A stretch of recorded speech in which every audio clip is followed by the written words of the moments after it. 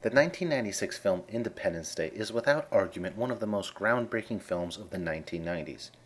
It not only introduced Will Smith as a blockbuster star, but it cemented him as one as well. Well, I mean, we'll have to let all my other girlfriends know that they can't come over, and got to postpone a little freaky weekend. There you go, thinking you all that.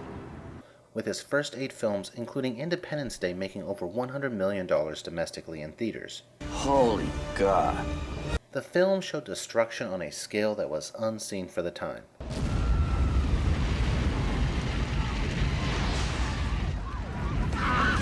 And for the first time since Star Wars, there was some truly stellar aerial combat scenes. And much like Star Wars did 19 years prior, it made it cool to like sci-fi. But as great as the film was, it makes zero goddamn sense. The pivotal scene where President Whitmore is telepathically linked with the alien introduces us to the motives of the aliens, and takes the film from awe-inspiring sci-fi survivor tale and turns it into a film based on cartoon levels of nonsense. Oh, shit! Hide. Oh. In this scene, we learn that the aliens are like locusts and go from planet to planet, consuming each planet's natural resources. They're like locusts. They're moving from planet to planet. Their whole civilization. Which makes absolutely zero goddamn sense. What the hell is going on? My God in heaven. For starters, a species that can travel through space so easily has the technology in place to engage in advanced forms of farming and energy production, which makes resource acquisition something that is generally irrelevant unless under extreme circumstances. Secondly, if these creatures are inherently spacefaring, they really don't need to go planet to planet anyway, since they can live just fine on their ships. Thirdly, and most importantly, the whole premise of the sequel Independence Day Resurgence is the aliens draining Earth's core to make the planet unlivable. Well, roughly 22 minutes before the drill reaches our molten core. While this plan would prevent humans from interfering, but since the aliens require the same type of environment as us to live, it would be near impossible for them to harvest Earth's natural resources. They're not all that dissimilar from us. Breathes oxygen, comparable tolerances to heat, cold, probably why they're interested in our planet. But then again, they could just harvest their resources without worrying about humans getting in the way, because they have frickin' shields. Damn, they got shields too! So while it is very debatable that the aliens don't need to go planet hopping, for being professional planet hoppers, they are pretty bad at it. As David discovers, the aliens use our own satellites to communicate with each other to coordinate their attacks. Yeah, that's right, exactly. The curve of the Earth prevents it. You'd need satellites to relay that signal in order to reach each ship. Well, I found a signal hidden inside our own satellite system. They're using our own satellites against us. Maybe I'm overthinking things, but it seems well within the technological abilities of a spacefaring species to pack its own satellites to coordinate attacks. Also, like us lowly Earthlings do, the aliens could just coordinate their attacks with a clock or a stopwatch.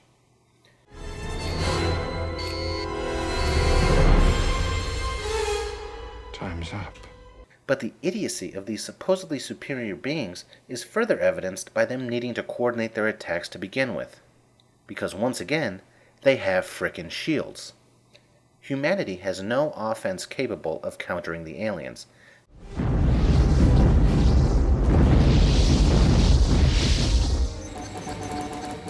Are they not getting through? No, sir, not one. They can attack however they want, whenever they want, and there is nothing we can do about it. This same principle applies to the aliens launching their fighters when the F-18s attack the ship.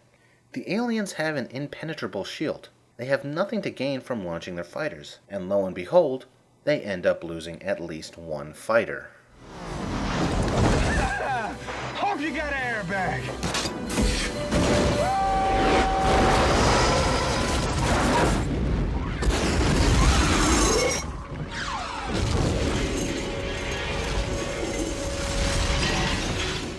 Granted, we get to see an alien for the first time because of this downed fighter. We also see Will Smith punch it and keep it unconscious for hours. Welcome to Earth. This raises another absurdity, since it is later revealed that the aliens are wearing protective suits. So Will Smith is strong enough to knock out a creature by punching its armor. So to summarize, these superior spacefaring creatures make armor strong enough to survive crashes, but this armor is useless against a single punch. But now let's get down to the nitty-gritty about what doesn't make sense about Independence Day, and that's Dave's fast and loose usage of technology. For starters, this makes absolutely no goddamn sense. Yeah, because this signal has a definite sequential pattern. So as soon as I find the exact binary sequence, then I calculate the phase reversal with that analyzer I built you for your birthday and apply it. Once again, it still makes absolutely no goddamn sense. Yeah, because this signal has a definite sequential pattern. So as soon as I find the exact binary sequence, then I calculate the phase reversal with that analyzer I built you for your birthday and apply it. Also, the whole point of triangulation involves using 3 points, hence the trie. So it is impossible to triangulate with one useless antenna transmitter doohickey type of thing. Yeah, I can use her signal to triangulate her exact position in the White House. You can do that? Yeah. All capable repairmen can, Pops. Just as a warning, if you are a super nerd, which you may be if you made it this far into the video, the next part may upset you. It would be impossible for Dave to communicate with the alien fighter and mothership. While it is explained in some deleted scenes that our computers are based on the technology taken from the downed ship in the 1950s, there are some flaws with that argument. 1. Computers as we know them were invented by the British in the 1940s to crack the German Enigma machine. 2. It is stated in the film that the alien fighter did not turn on until the mothership was close to Earth. But the neatest stuff has only happened in the last few days. See, we can't duplicate their type of power, so we've never been able to experiment. But since these guys started showing up, all the little gizmos inside turned on. So any and all functionality before then would be mere speculation. So it is statistically unfathomable that computers evolved to interface with the alien ship by the time the fighter turned on. It is also unfathomable to assume that Dave could program a virus in an alien programming language, interface it with an alien ship to transmit the virus, and have it all be done in under 72 hours of work. Nothing but love for you. You think they have any clue what's about to happen to him? Oh, not a chance in hell. Good night.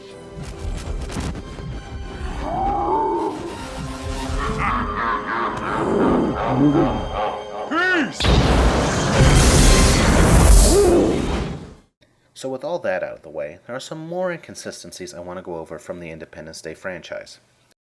For starters, Jasmine is a stripper, and while there is nothing wrong with a woman being empowered and using her natural assets to make an honest living, there are some glaring inconsistencies with her character, such as strippers actually pay the club to dance on the pole. This time on the pole serves as an advertisement for the patrons to buy private dances later. So why would she pay to dance on the pole when there are no patrons to watch her? Additionally, she is a doctor in the second film. While it is commendable that she became a doctor, the intelligence, drive, and education to become a doctor are not traits shared by anyone that has ever been a daytime stripper that paid to use stage time when there was no audience. And I'm just throwing this out there, but she'd hold on a little bit easier if she still had those strong forearms from being a pole dancer. Another thing that makes no sense is how when Miguel and Russell are arguing about who pays for Troy's medicine, Troy just shows up and throws his medicine on the ground to destroy it. Stop it right now! Now let's think this through. Why is Troy even walking around with his medicine in the first place? Later on we find out that Troy has a problem with his adrenal cortex. He has a problem with his adrenal cortex. And while this is something very serious, these types of issues require intravenous injections or pills, not syrups. And to close things out, let's talk the advancement of the world between the two films. In the first film, we are made abundantly aware that most of the world's major cities are destroyed.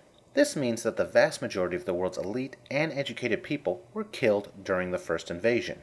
Because of how the metropolitan areas of the world suffered the most loss, it is basic common sense that the majority of the survivors are country bumpkins and people that live in RV communities. So with no disrespect to these sentient beings that meet the basic standards of being what is considered a human, the world ain't looking like this if it is ruled by people like this.